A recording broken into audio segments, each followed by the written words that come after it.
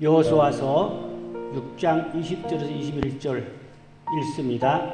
이에 백성은 외치고 제사장들은 나팔을 불매 백성이 나팔 소리를 들을 때 크게 소리질러 외치니 성벽이 무너져 내린지라. 백성이 각기 앞으로 나아가 그 성에 들어가서 그 성을 점령하고 그 성 안에 있는 모든 것을 온전히 바치되 남녀노소와 소와 양과 나귀를 칼날로 멸하니라. 아멘. 모세가 광야에서 40년간 이스라엘 백성을 인도하고 사실상 사역이 끝났죠. 보니까 다윗도 40년간 왕을 하고 끝났어요. 40이라는 의미가 있는 것 같아요. 다윗도 40년, 사울왕도 악한 왕이잖아요. 악한 왕인데도 사울왕도 40년 했어요. 그 40년이 하나님의 어떤 큰 뜻이 있는 것 같아요. 그 모세도 40년 광야 사역을 마무리하고 이제는 후계자를 여호수아를 세우게 됐죠. 죄송한데 저도 감리교에서 만 40년 목회라고 은퇴를 하고 난 지 벌써 10년 됐어요. 제가 엊그제 같은데 은퇴한 지가 벌써 10년이요. 그래서 올해 성역이 50년이 됐습니다.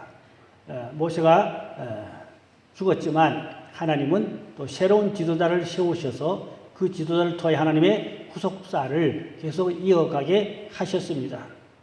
그가 누군가니까 여호수아지요. 이 가나안 땅 정복이라는 큰 과제. 사실 이 광야 생활은 큰 어려움은 없었어요. 불평, 불만, 원망 뭐 이런 것 때문에 그렇지 큰 어려움은 없었는데 이 가나안은 하나님이 축복의 땅이고 주신 땅이지만 거저먹는 게 아니지요. 가서 싸워야 되잖아. 7 족속과 싸워야 되잖아. 가서 전쟁해야 되잖아요.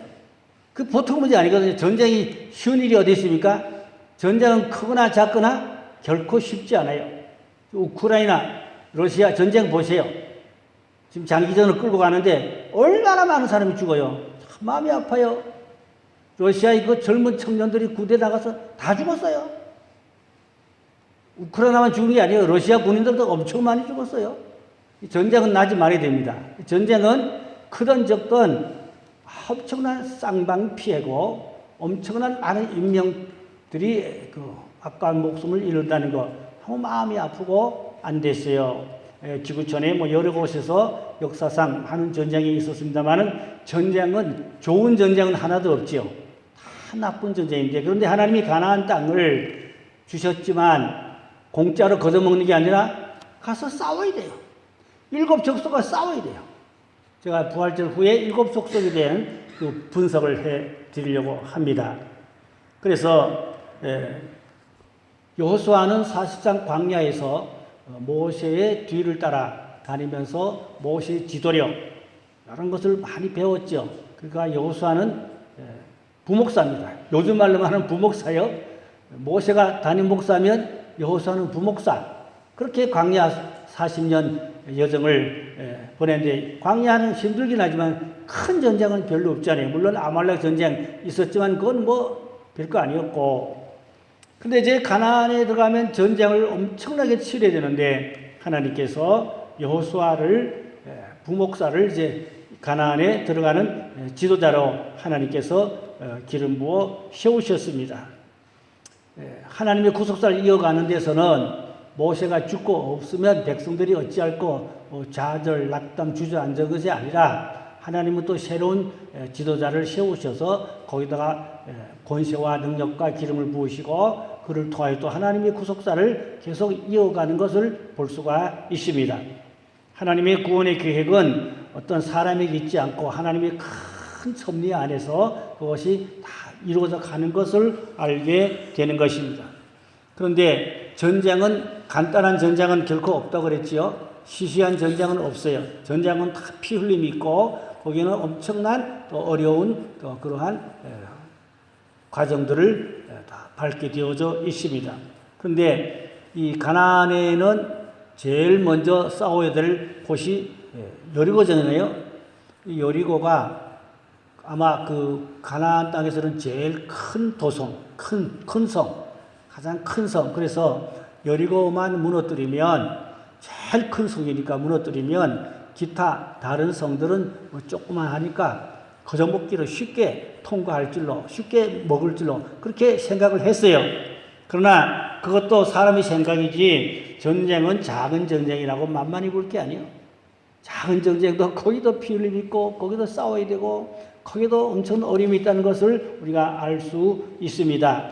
그래서 이들이 그 여리고정은 승리를 했지만 그 다음에 아인성 작전에 가서 패하게 되는 것을 보게 되는데 우리는 하나님 앞에서 정말로 매사에 성실하고 매사에 하나님께 묻고 매사에 하나님의 뜻을 발견하고 매사에 하나님의 어떤 그 계획과 그 지시를 받아서 그렇게 하나님 보시기에 올바른 합당한 전쟁을 하고 어떤 일을 처리해야 하나님이 그곳에 함께 하셔서 그 일이 결과가 좋아지게 되는 것입니다.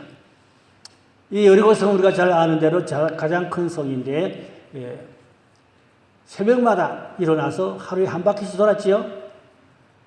물론 그냥 돌았겠어요. 기도하며 돌았지요. 당연히. 그리고 일곱째 날에는 7바퀴 돌았어요. 일곱째 날이 마지막 날인데 7바퀴를 돌았단 말이죠. 그렇게 7날 할 때에 그 성이 와장창 무너졌어요. 와장창 그냥 그 쌓아놓은 그 돌축대인데 성벽이 돌축대가 높은데 그걸 뭐 무기로 두들겨 부셔도 힘든 거예요. 무기로 두들겨 부셔도 힘든 그 성벽들이 그냥 손 안 대서 와르르 하고 그냥 지진에 지금 허물어지듯이 그냥 와르르 하고 무너져. 하나님이 어쩌면 거기다 지진을 일으켜지도 모르죠. 성령의 지진. 그냥 손 안 대서 그냥 그 단단한 성벽들이 그냥 우르르 그냥 무너져 주저앉은 거야. 그러니까 뭐 들어가서 그냥 점령하고 죽이고 그렇게 탈취하고 거기서 전리품들 하는 전장에 그들이 가지고 있는 좋은 귀중품잖아요. 전리품 이런 것도 싹 다 거둬들였어요. 근데 하나님께서 그 전리품들은 개인으로 소유하지 말고 전부 다 하나님께 드려라. 전리품은 전부 다 하나님께 드려서 그걸 하나님의 소유로, 그 성물로, 하나님의 소유로 성물로 하라. 하나님이 지시를 하셨죠. 근데 그걸 말을 안 들었죠. 그 가운데 이제 아간이 도둑질했죠. 그 때문에 사실은 아인성에 실패하게 되었습니다. 그런가 하면 백성들의 입장에서 보니까 아간은 아직 숨겨져서 모르고 있는 상황이고, 이 여리고성을 점령하고 승리하고 나니까 쾌감, 승리의 쾌감을 맛봤거든요. 그냥 뭐 거저먹기를 그냥 돌기만 했는데 와르르 하니까 뭐 그냥 들어가서 그냥 다 찔러 죽이고 탈취하고 약탈하고 다 뺏고 이렇게 그냥 뭐 대승리를 거두고 나니까 자만감, 자신감 또 그런가 하면 순간적인 또 교만 이런 마음이 생겼어요. 그래서 아인성은 조그만 성이니까 저 정도는 아무것도 아니다. 저 정도는 뭐 대수롭지 않게 간단하다. 그러니까 우리가 많은 병력이 60만이 아닙니까? 60만 병력 그거 다 볼 필요 없다. 한 조금만 보내도 된다. 병력을 뭐 조금만 보내가지고 그냥 그렇게 간단히 해결할 수 있겠다. 이렇게 자만감 또 교만감 그런 마음이 실패적으로 순간적으로 들어가게 되었습니다. 성경 여호수아 7장 10절 11절에 보니까 여호와께서 여호수아에게 이르시되 일어나라 어찌하여 이렇게 엎드렸냐 이스라엘이 범죄하여 내가 그들에게 명령한 나의 언약을 어겼으며 또한 그들이 온전히 바친 물건을 가져가고 도둑질하며 속이고 그것을 그들의 물건들 가운데 두었느니라. 그러니까 이 아인성 작전에서 실패했잖아요. 아인성 작전에 실패했어요. 만만히 보고 쉽게 보고 병력을 조금만 보내자. 병력 다 보낼 필요 없다. 조금만 보내도 간단하게 처리하고 해결하고 승리하겠다. 그랬는데 낭패를 당했거든요. 병력들이 많이 죽고 또 낭패를 당하고 돌아와서 여호수아가 땅바닥에 엎드렸어요. 여호수아가 땅바닥에 티끌을 쓰고 엎드려서 가슴을 치고 통곡하며 하나님 어찌된 일입니까? 왜 이렇게 됐습니까? 여호수아가 하나님 앞에 하루 종일 땅바닥에 엎드려가지고 통곡을 하고 하나님 이 웬일입니까?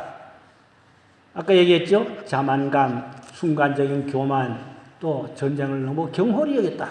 경솔히 여겼다. 너무 가볍게 여겼다. 여리고성 그 큰 것도 그냥 쉽게 먹었는데 아인성 정도야 아인성은 여리고성이 10분의 1도 안 되니까 그건 간단하게 쉽게 먹을 줄 알았더니 아니요. 그 패했잖아요. 많은 병력이 죽었잖아요. 예. 그러니까 그만 여호수아가 땅바닥에 통곡을 하고 하루 종일 엎드렸어요. 먼지를 뒤집어쓰고 하나님 이 웬일입니까? 이게 어떻게 된 겁니까? 왜 우리를 점령하라고 해놓고 이거 패하게 합니까? 다 여호수아가 하나님 앞에 통하니까 하나님이 여호수아에게 말씀했죠. 죄가 있다. 죄가 뭐죠? 모든 전리품은 다 성물로 하나님의 소유로 하라고 그랬는데 그걸 갖다 훔쳐 감춘 사람 있잖아요. 그게 누구죠? 아간이거든요. 근데 제비를 뽑아주니까 제비를 이렇게 뽑아가지고 합축해서 줄였는데 마지막으로 뽑힌 사람이 아간이라. 제비는 사람이 뽑지만 그 결정권은 하나님께 있단 말이에요. 구약시대는 그 제비를 많이 뽑았거든요. 제비를 뽑으면 그것이 사람이 하는 것 같아도 그 결정권은 하나님께서 반드시 하나님이 거기다 개입해서 하나님의 뜻을 거기다 결정하게 그렇게 한 게 제비뽑기였단 말이죠. 구약시대. 제 친구 목사 가운데 제비뽑기를 많이 선전하는 우리나라에 제비뽑기 본부를 세워놓고 그냥 감리사도 제비뽑기 하자, 노회장도 제비뽑기 하자, 총회장 다 제비뽑기 하자 그 운동을 엄청 많이 한 친구 목사였어요. 그래서 어느 정도는 효과를 봤어요. 그러나 전반적으로는 큰 효과가 없는 것 같지만 부분적으로는 다소 효과를 봐서 그 제비뽑기가 많이 실천됐던 것을 볼 수가 있었습니다. 그래서 아간이 뽑혔는데 이제 여호수아가 다구쳤죠. 내가 뭘 훔쳤냐, 뭘 잘못했냐 했더니 신할산 고급 애투 한 벌, 신할산 고급 애투 한 벌, 은 200세겔, 그러면 50세겔이나 되는 금덩어리, 50세겔이면 엄청 커다란 금덩어리요.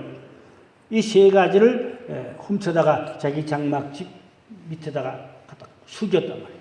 감췄단 말이에요. 그 성물을 도둑질한 거죠.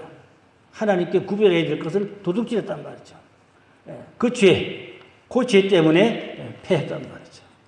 그래서 이제 아간과 그 온 가족까지 죄는 아간만 졌는데 벌은 온 가족이 다 받았어요. 아간의 한 사람이 잘못한 것 때문에 온 가족은 그냥 묵인죄, 동참죄겠죠? 묵인 동참죄겠죠? 전부 다 그냥 온 가족 전부 다 돌에 때려주고 불질러 불 세워 돌에 때려주고 불 태워주고 없애버렸어요. 그 죄를 하나님이 청산시켰단 말이에요. 죄를 없애버렸단 말입니다. 그러니까 이 성물이거든요. 사실은 성물을 함부로 내가 가지면 안 된다 그 얘기거든요. 성물을 함부로 가지면 잘못된다 그 얘기거든요. 옛날에 용문산에서 대성전 짓고 무슨 작업 공사가 많은데 괜히 사업 연장들이 있을 거 아니에요. 그 공적인 공적인 연장들이 있었는데 그게 슬금슬금 다 없어져. 그만 사람이 작업을 하고 그냥 삽을 가지고 가가. 또 작업을 하고 꽃게를 그냥 집으로 가져가. 놔둬야 또 다음에 한대. 나중에 보니까 연장이 많이 없어졌어. 그래가지고 나우몽 장로님이 그랬대요. 집에 가져간 연장 다 가져와라. 연장 다 갖다 놔라. 그런데 끝까지 안 가져오고 숨겨놓은 사람은 안 가져온 사람이 있었어요. 그래서 뭐라고 하니까 저주를 걸었어요. 연장을 안 가져오면 배가 터져 죽는다 그랬대요. 강단에서 연장 안 가져오면 배가 터져 죽는다 그랬대요. 그런데 어느 신학생인데 남자 신학생인데 제주도에서 경찰관 하던 분이요. 제주도에서 경찰관 하던 분인데 은혜 받고 경찰관 사직하고 그리고 신학교에 와서 거기서 신학을 공부하던 그런 남자 신학생이요. 가족이 있어요. 자녀들이 여럿이요. 5 식구가 꽤 식구가 많어. 근데 그 집에서 연장을 하나를 안 갖다 놨어. 그런데 죄인은 누가 졌는지 모르지만 자식들이 5인가 있었다고 그래요. 다 배가 이래가지고 배가 터져 죽었대요. 전부 다. 온 식구가 배가 이래가지고 배가 터져 죽었다는 거예요. 그래서 나무호 장로님이 연장을 안 가져오면 배 터져 죽는 다 강당에서 그랬다는 거예요. 근데 그 집에 안 가져와가지고 자녀가 뭐 5인가 있었다고 그러는데 다 배가 터져 이래 죽었다. 그래서 합장했어. 그 앞에 산에다 합장했어. 온 식구를 다 근데 그 신학생 남자분, 그분은 괜찮아요. 그분은 하나님의 종이 될 사람이니까 하나님이 살려두고 자식들은 싹 다, 부인 자식들 싹 다 죽어버렸어. 그래도 나무호 장로님이 엄청 회개하고 다시는 내 평생 저주하지 않으리라. 내가 저주했다가 그 꼴을 보고 내 평생 내가 다시는 저주 안 하겠다. 그리 선언했다는 겁니다. 하나님께 회개했대요. 하나님 내가 잘못했습니다. 끝까지 연장 하나 끝까지 뭐라고 끝까지 연장 하나 때문에 저주를 걸어가지고 온 가족이 다 몰살해준 걸 눈으로 봤잖아요. 갖다 묻었잖아요, 산에다. 그 말 잘못한 회개했다고 그러더라고요. 다시는 여러분 참고로 우리는 어떻게 되죠? 남을 저주하지 말라. 아멘. 절대 저주하지 말라. 그 다음에 성물을 함부로 쓰지 말라. 하나님의 것은 함부로 가져가지 말라. 아멘. 교회 성물은 함부로 가져가면 안 된다. 그 큰 교훈이요. 함부로 저주해도 안 되고 함부로 성물을 가져가도 안 되고 이 중요한 교훈인 것입니다. 그래서 이 아간 문제를 해결하고 나니까 그 다음에 이제 하나님이 전술을 바꿨어요. 여리고성은 그냥 돌기만 하면 그냥 함락됐지만 아이성은 하나님이 전략을 바꾸셨어. 그래가지고 매복작전 뒤에다가 성 뒤쪽에다가 병력을 갖다 매복시켰어요. 숨어있으라. 그래가지고 이제 병력들이 들어갔단 말이에요. 들어가니까 아이성 사람들이 한 번에 이겼잖아요. 그 두 번째 다시 간 거 아니에요? 다시 가는데 아이성 사람들이 사기 등천해가지고 쫓아나왔을 거 아니에요? 쫓아나왔을 때 뒤에 가서 매복했던 그 병력들이 아이성을 그냥 가서 다 정리하고 다 무너뜨렸단 말이에요. 그래서 전쟁을 승리했습니다. 그래서 여호수아가 사실 교만자만했죠. 이 작은 성은 2-3천 명만 병력 2-3천 명만 가면 된다. 그래서나 이게 실패였고 죽기는 36명 죽었어요. 1차전에서. 2차전에서는 하나도 안 죽고 뒤에다가 매복작전이 와가지고 그 매복작전을 통해서 함락 병력이 다 따로 나왔잖아요. 도망가니까 그 접근했다가 도망가니까 다 따로 나왔을 거 아니에요. 그때 그 뒤에 숨어있던 병력들이 들어가서 그냥 싹 정리해서 승리를 거뒀습니다. 그래서 전쟁은 하나님께 딸렸다. 전쟁의 승패는 하나님께 있어요. 전쟁은 또 하나님이 간섭하고 하나님이 함께합니다. 출애굽기 14장 14절에 여호와께서 너희를 위하여 싸우시리니 너희는 가만히 있을지어다. 전쟁은 하나님께 딸렸고 하나님이 싸워야 이기는 겁니다.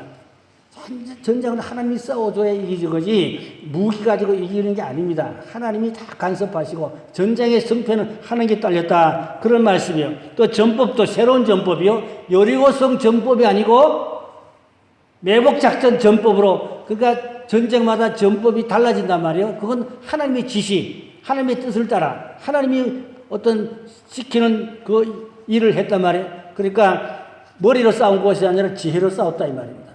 하나님의 주시는 지혜를 통하여 이 전쟁을 새로운 전법으로 승리로 이끌어갈 수가 있었습니다. 여기서 우리가 배우는 교훈은 작은 죄 한 사람 때문에 공동체가 어려움 당하고 공동체가 낭패를 당하고 그런 겁니다. 그러니까 이 공동체의 한 사람 때문에 악한 한 사람 때문에 공동체가 다 어려움 당하고 36명이 죽고 전쟁에 낭패를 당하고 큰 손실을 겪었잖아요.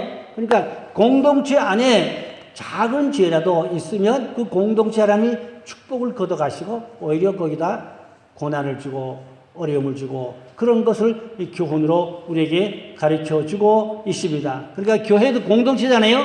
이 공동체, 개인의 죄 같지만 공동체의 죄는 그 한 사람 때문에 공동체가 전부 다 축복의 문이 막힐 수 있고 어려움을 받을 수 있고, 그러니까 작은 죄라도 숨기면 안 되고 또 공동체 안에 한 사람 때문에 공동체가 다 어려움을 당하고 다 힘들어지는 그런 경우도 있다. 가정도 마찬가지 아닙니까? 악한 한 사람 때문에 온 가족이, 자식들이 문제가 있어요. 악한 한 사람 죄 때문에 자식들까지 다 돌을 때려주고 불태워 그냥 불살랐단 말이에요. 자식들이 무슨 죄가 있나요? 그런가 하면 또, 하만도 그렇잖아요. 하만이 모르드게를 괴롭히고 못된 짓 했잖아요. 근데 하만 혼자 죽었어요? 가족 다 죽었거든요. 하만 한 사람 때문에 온 가족 다 못 살다 했잖아요. 그러니까 가정에도 한 사람이 잘못하면 가족이 다 어려움 당하고 고통받을 수가 있어요. 그러니까 이게 국가적인 문제 같지만 또 공동체 문제인데 또 가정적인 문제도 되고 교회적인 문제도 되고 그러니까 가정에도 한 사람 때문에 가정이 흥망성쇠가 좌우되고 교회도 한 사람 때문에 교회가 어려운 일이 좌우될 수도 있다. 그러니까 이것은 뭘 말하냐? 작은 죄 하나라도 숨기지 말라. 작은 죄라도 숨기지 말고 하나님 앞에 다 회개하고 그 죄를 청산해야 전쟁을 승리할 수 있었거든요. 이걸 영적 전쟁으로 봐봐요. 죄가 있으면 영적 전쟁이 이길까 피할까 진단 말입니다.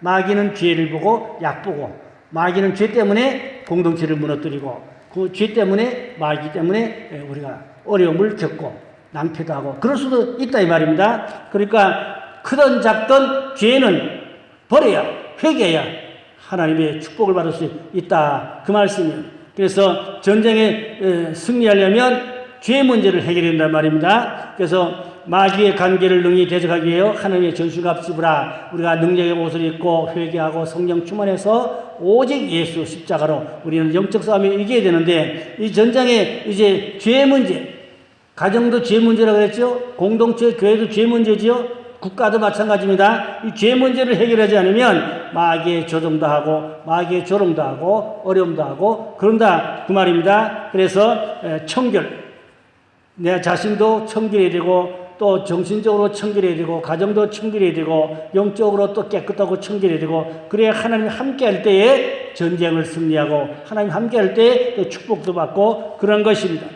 오늘 우리는 중요한 것이 몇 가지 교훈이 있어요. 작은 것도 경솔히 여기지 말자. 작은 죄라도 크게 여기고 철저히 그것을 뿌리를 뽑고 회개하자. 그 전쟁의 승패는 하나님께 딸렸고 반드시 전쟁은 하나님이 간섭하시고 하나님의 방법으로 하나님의 지시를 따라야 많이 좋은 결과 승리를 가져오게 된다. 그런 말씀을 우리는 배워야 하겠습니다. 성경이 우리에게 주는 교훈이 깊이 찾아볼수록 많은 하나님의 교훈과 뜻을 살필 수가 있습니다. 마태복음 5장 26절에 보니까 네 개의 이론이 한 푼이라도 남김이 없이 다 갚기 전에는 결코 거기서 나오지 못하리라. 그러니까 작은 것 하나라도 정리하지 않으면 버리지 않으면 회개하지 않으면 거기서 어딘가 거기가 됩니까? 죄, 마귀, 음부, 지옥 그걸 말하거든요. 그러니까 작은 죄라도 버려야 된다 이 말입니다. 가정도 그렇고 교회도 그렇고 작은 죄라도 숨겨놓고 감추지 말자 그 말입니다. 하나님 앞에서 다 꺼내놓고 철저히 죄의 뿌리를 뽑아내고 회개해야만이 공동체가 살아나고 가정이 살고 나라가 살고 그런 말씀인 것입니다. 그래서 이 가나안 땅을 이제 31개 성이 있다고 그랬죠. 이제 2번 성까지 갔죠. 여리고 성, 그 다음에 아인성 2번 성까지 간데 그러면 아직도 29개 성이 남아있죠. 이런 방법으로 하나님의 방법으로 하나님의 뜻으로 하나님께 묻고 하나님이 함께할 때 그 전쟁을 이기도록 해주고 승리하게 해서 그 이제 가나안 땅을 12지파들이 다 분배해서 나누어서 그 땅을 소유하게 되었던 것입니다. 그러니까 전쟁에서 이겨야 가나안 땅이 기업이 되고 그게 축복이 되는 겁니다. 전쟁에 패하면 아무것도 아니죠.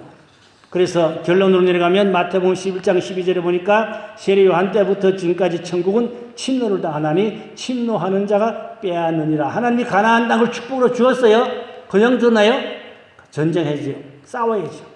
그 싸우고 전쟁하는 게 뭡니까? 7족속이라고 그랬죠? 그 7족속이 어디 있냐? 그 한마디로 7족속은 죄를 말합니다. 죄. 그 내 안에 있는 죄. 내 안에 있는 7족속을 그걸 다 잡아내고 다 정리하면 내가 축복의 사람이 된다. 영적 전쟁에 승리한다. 그러면 그 아름답고 적과 꿀이는 좋은 땅이 그것이 소유가 되고 기업이 되고 그것을 이제 맛있는 거 좋은 거 먹고 좋은 집에 살고 이렇게 복을 받는 그런 백성이 된다. 그러니까 우리가 하나님 뜻대로 살아야 되는 것입니다.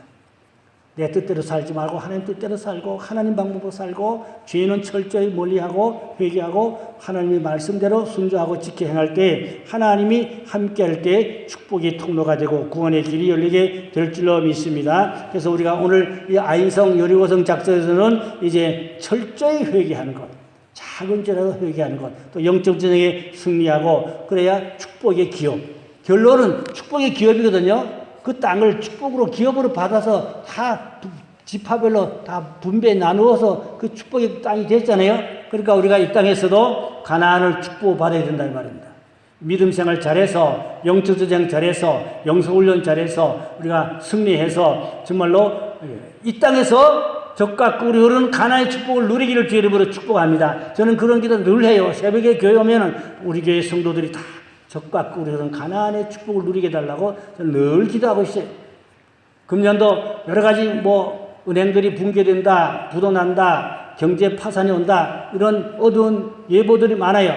그러나 우리 성도들의 가정에 타격이 없도록 어려움이 없도록 적과 꿀이 흐르는 가나안의 축복이 넘치기를 주의 이름으로 축원합니다. 기도하겠습니다. 아버지 하나님, 경제가 어려워지고 은행들이 파산하고 여러 가지 많은 좋지 않은 소식들이 들려옵니다. 그러나 우리가 하나님의 사람이 되고 믿음으로 살고 기도로 살고 또 적과 꿀이 흐르는 가나안을 기업으로 누릴 수 있는 영적 전쟁에 승리하기를 원합니다. 일곱 족속을 내 안에서 잡아내고 하나님 말씀에 순종하고 그래서 정말로 이 땅에서 축복의 기업을 누리는 하나님의 백성들이 되게 하여 주시옵소서. 가난한 자가 하나도 없게 하시고 약한 자가 없게 해주시고 다 강하고 능력이 있고 하나님의 축복을 많이 받아서 여유 있게 아버지의 축복의 가난을 누리는 그런 성도 또 교회 가정들 다 되고 이 나라가 되게 하여 주시옵소서. 믿고 감사하며 곧 다소중한 우리 주 예수님의 이름으로 기도 올렸사옵나이다. 아멘.